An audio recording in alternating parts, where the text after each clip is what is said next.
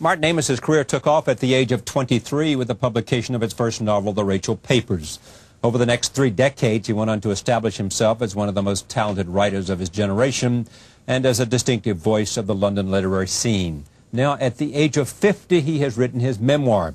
Entitled Experience, the book examines a life in progress. In it, he considers such subjects as fatherhood and friendship and death and love and literature.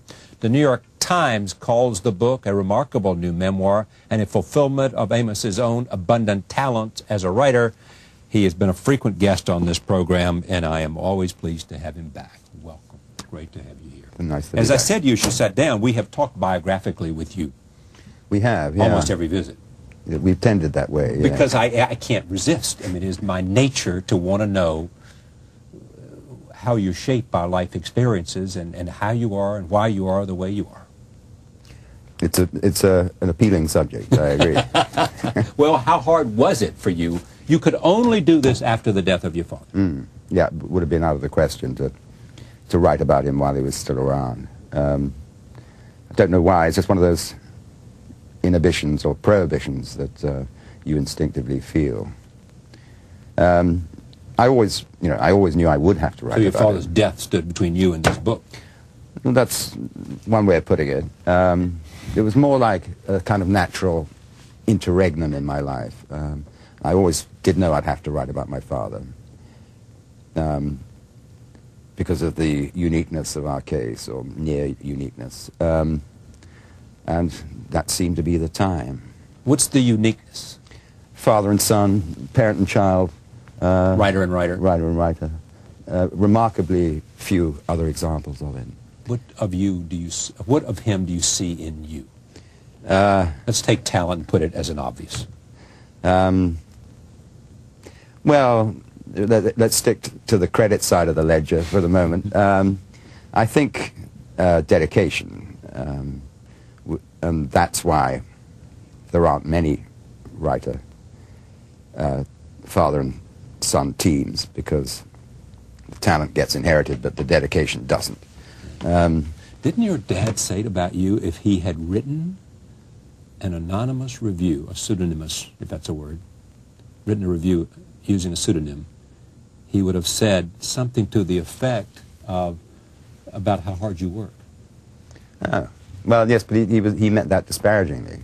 I know he did. He said it. He meant how hard I worked on the prose. Yeah. And Meaning you had to slug it out to get it. Well, no, that I embellished it too much.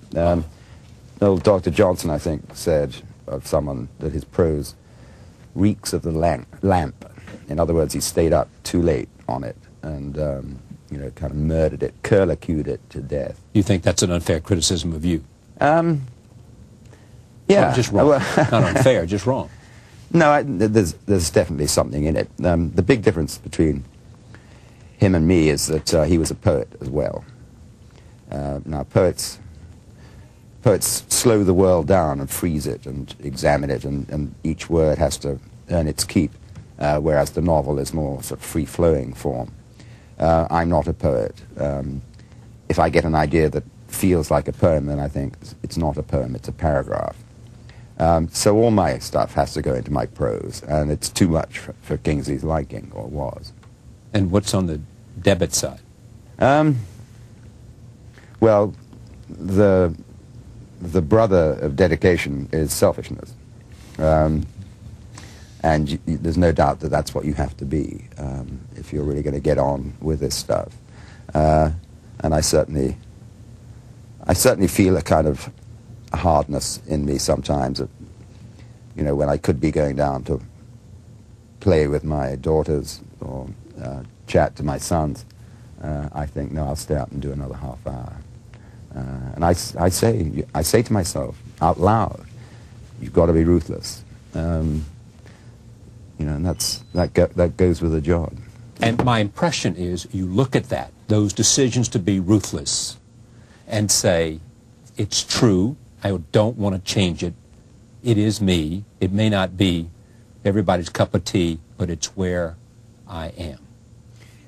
Yeah, that's right. And what I want. I know it's mysterious, but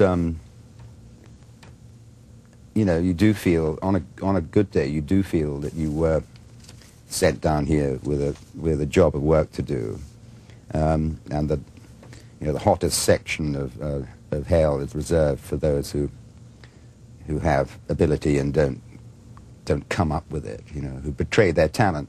So, you know, I'm afraid in a quite high-minded way, you do justify your ruthlessness. And your dad was how in that way? My dad was, he was, I wouldn't say ruthless, he was a child of the work ethic, of the Methodist chapel. I mean, you know, his parents were lapsed, but he still went to the Sunday school and that kind of thing. And the work ethic was violently active in him, and had the odd effect as he got older of making him implacable about anyone who didn't pay their way, buy their round of drinks, get their share of the tab when eating out in restaurants, because it made you unmanly if you didn't pay your way, and that's part of the work ethic. And so he felt, you know, just extremely guilty if he wasn't working.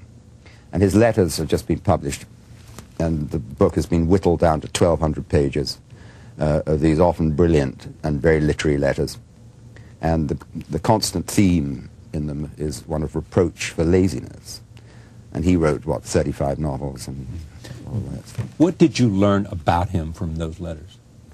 Well, I learned that he was politically much more sensible than he let on to me, because he was always throwing unspeakable opinions my way. For instance, he said that Nelson Mandela was a murderer and a terrorist, and I said to him that, you know, his views, no one in South Africa thinks that, and his views would get him chucked out of a bar called the Kaffer Flogger.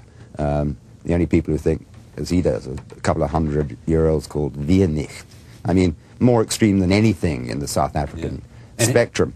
But they're not in the letters, so it made me think that he was just sort of winding me up. He also thought you were far too left, didn't he? He thought I was too left on certain issues, Vietnam War and nuclear weapons particularly, and I was left about Nelson Mandela. Yeah. But what did you learn about your father that you think you didn't know that was a profound revelation in his letters? Oh, I don't know if there is a... I mean, I knew him pretty well, so it would surprise me if it had surprised me. Yeah. No, I think when I came to write about him, certain themes surprised me. How, for instance, his life was determined by his phobias. You know, he couldn't fly, he couldn't go in a lift, had trouble in lifts, couldn't go on a train by himself. Once caught a cab from Newcastle to London when he found himself without an escort. And these little things did determine his life in an odd way. What is fascinating about that is it goes way back when he was wake up in the middle of the night and your mother would bring him to your room. That's right. That was very bonding. He used to get panic attack nightmares followed by panic attacks. And my mother would bring him in to see me, and I would talk about what I'd done at school, and it would calm him down because, as my mother said, he can't be frightened in front of you. You call